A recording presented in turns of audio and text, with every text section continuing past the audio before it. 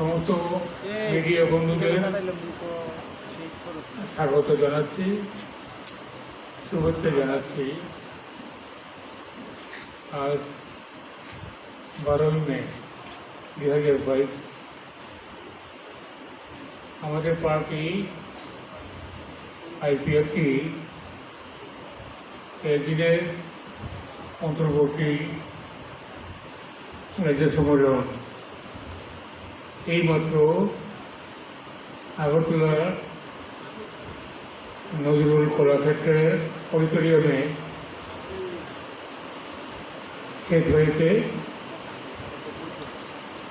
এই একদিনের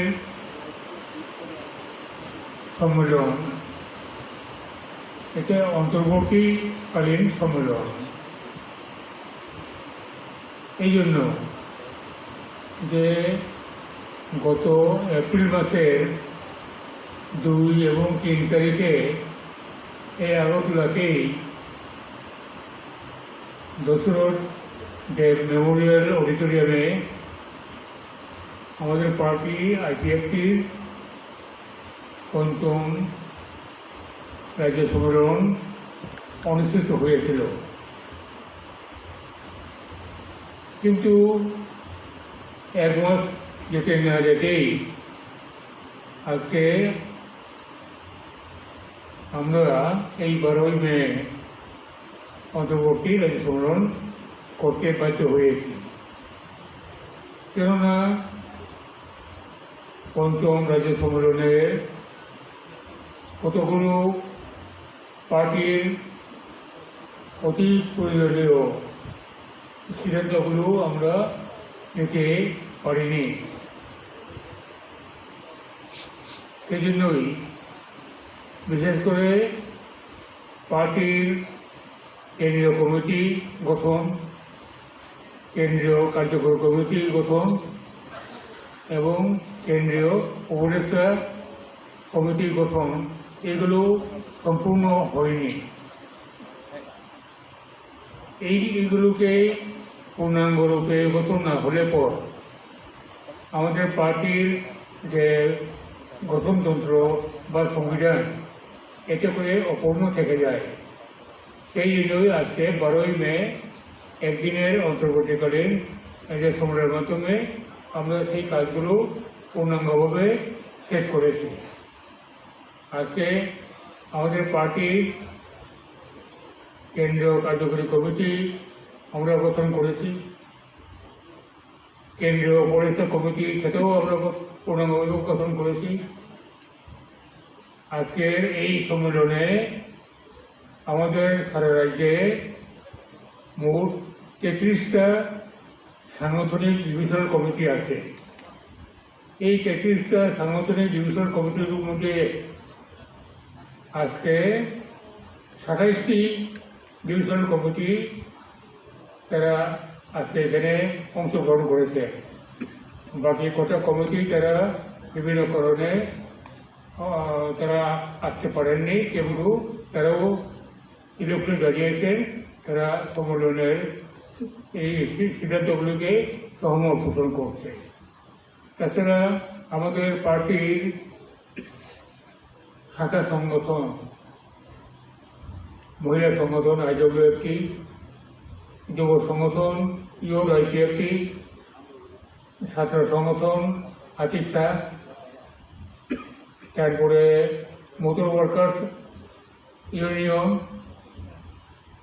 তারপরে গরব কান্ট্রাবদল সামাজিক সংস্থা, তাদের নেতৃত্বরাও আজকের এই সম্মেলনে অংশগ্রহণ করেছেন।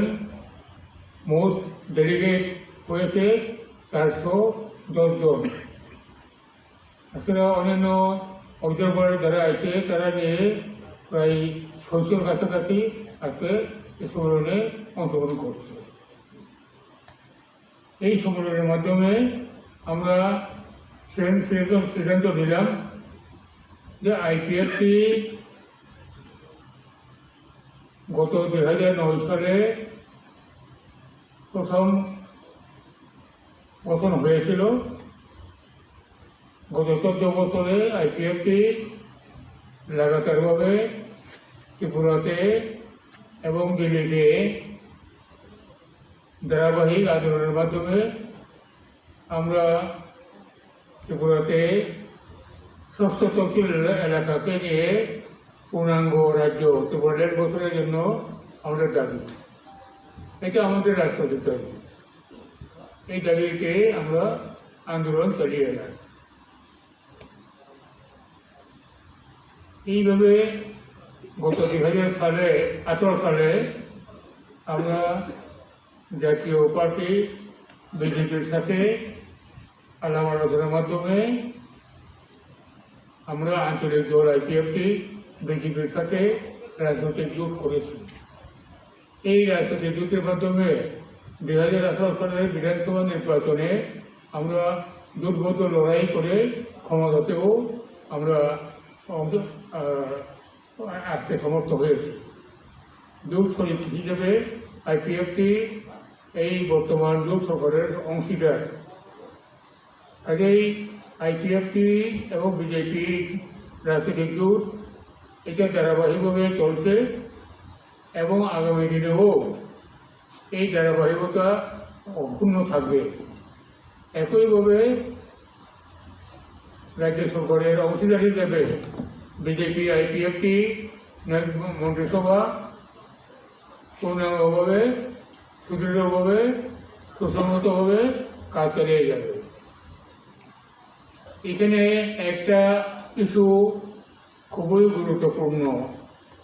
এটা হচ্ছে কোনো কোনো মহল থেকে বা এমনকি আমাদের পার্টির ভিতর থেকেও 2-1 নেতা তারা এইভাবে প্রচার করছে যে আইপিএফটি সম্পূর্ণ বিলুপ্ত হয়ে যাবে এবং এই আইপিএফটি অন্য একটা আঞ্চলিক দলের সাথে মিশে যাবে, মার্জার করবে, ইউনিফিকেশন করবে। এইরকমভাবে একটা অপপ্রচার আমাদের পার্টিরই 2-1 নেতা করছে এবং এটাতে মিডিয়াগুলিতেও এটা আরও বেশি প্রকটভাবে এটা প্রচার হচ্ছে।